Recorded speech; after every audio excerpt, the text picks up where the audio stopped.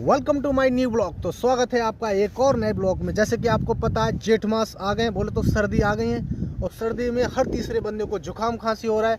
तो इस चीज़ से आराम पाने के लिए मैं तुमको लेके आया हूँ सुपर दो योगा। और दो योगा वो कौन कौन से हैं? कपालभाति और अनुलोम विलोम। चलो बिना किसी रुकावट के स्टार्ट करते हैं। पहले करते हैं कपालभाति।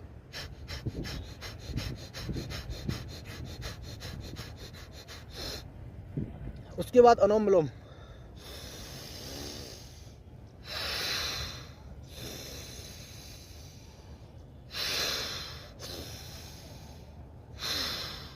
तो जो योगा करके आप रह सकते हैं एकदम स्वस्थ और फिट। तो अभी तक आपने मेरा YouTube चैनल सब्सक्राइब नहीं किया तो जाके सब्सक्राइब करें। मेरे YouTube चैनल का नाम है फिटनेस बजरंग दल 108। सब्सक्राइब करें, शेयर करें, लाइक करें, कमेंट करें। जय श्री राम।